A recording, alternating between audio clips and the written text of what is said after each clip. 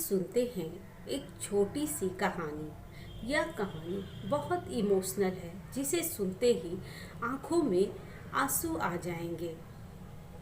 एक दिन राजा और रानी छत पर खड़े थे और विचार कर रहे थे कि कोई ऐसा पति पत्नी का जोड़ा है जो एक दूसरे पर अटूट विश्वास करता है, एक दूसरे पर भरोसा करता है। तभी उनकी पत्नी रानी कहती है कि ऐसे बहुत से जोड़े मिल जाएंगे। तभी राजा ने कहा कि चलो इसके लिए एक परीक्षा ली जाए।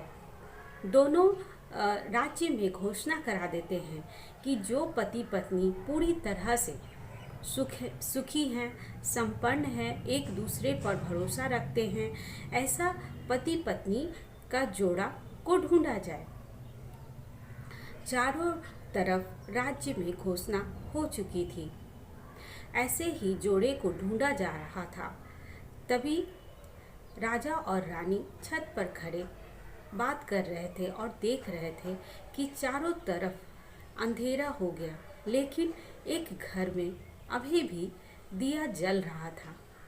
दोनों यह देखकर खुश होते हैं और उसके बारे में पता कराते हैं, तो पता चलता है कि ये दोनों पति पत्नी आपस में बहुत खुश रहते हैं और एक दूसरे पर अटूट विश्वास रखते हैं। तभी पति और पत्नी की परीक्षा की शुरुआत होती है।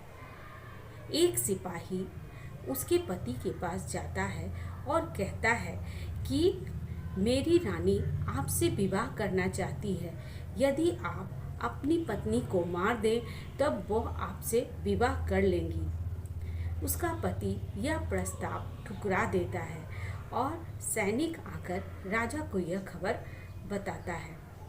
फिर दूसरे दिन एक सैनिक उसकी पत्नी के पास जाता है और कहते हैं कि यहाँ का राजा आपसे विवाह करना चाहता है।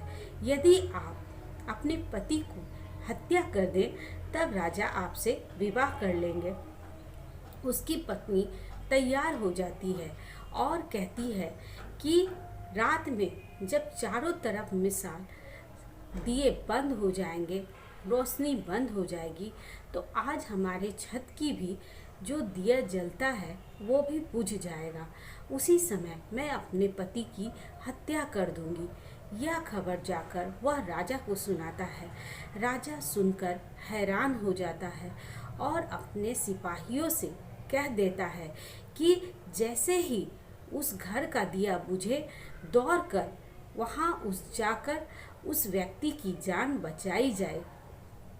राजा और रानी छत पर खड़े थे और चारों तरफ की रोशनी धीरे धीरे बंद हो रही थी। चारों तरफ अंधेरा छा रहा था। राजा और रानी उस घर के दिए की तरफ देख रहे थे।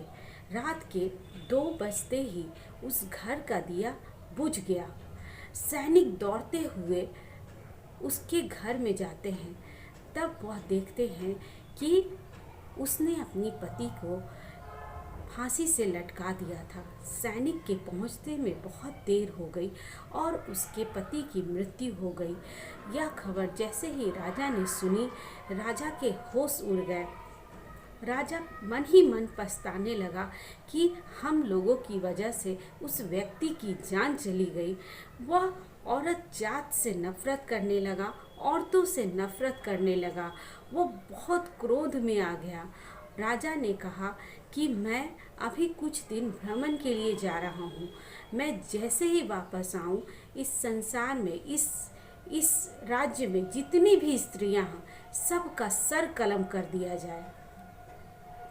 वह अपने मंत्री को आदेश देकर चला जाता है और 1 महीने के बाद जब लौट कर आता है तो देखता है कि उसके राज्य में स्त्रियां पहले की भांति घूम रही है। वह अपने मंत्री को ढूंढने लगता है। मंत्री को ढूंढते ढूंढते उसके घर पहुंचता है और घर पर उस मंत्री के पिता रहते हैं। वह राजा साहब को हाथ जोड़कर प्रणाम करता है और कहता है कि मेरा पुत्र अभी घर पर नहीं है, वो बाहर गया है। तभी राजा क्रोध में कहते हैं कि मैं उसे आदेश देकर गया था और उसने मेरी बातों पर अमल नहीं किया। वह बूढ़ा व्यक्ति काफ़ी अनुभवी था।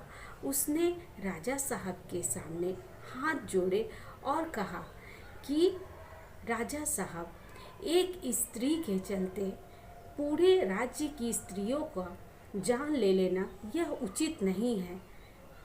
एक की गलती की सज़ा हम सभी को नहीं दे सकते हैं। अगर एक ने गलती की है तो हम सभी को दोषी नहीं ठहरा सकते हैं। उस बूढ़े बाबा ने राजा को बहुत अच्छी तरह से समझाया और कहा कि सभी स्त्रियां एक जैसी नहीं होती है। कुछ कुछ स्त्रियां अपने पति, बच्चों और अपने परिवार के लिए जान तक दे देती हैं। सब एक समान नहीं हो सकती हैं। राजा उसकी बातों से संतुष्ट होता है और वहाँ से चुपचाप चला जाता है।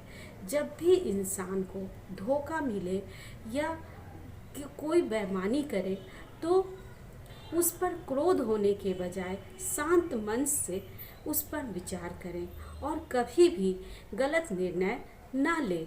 एक की सज़ा सभी को नहीं मिलनी चाहिए।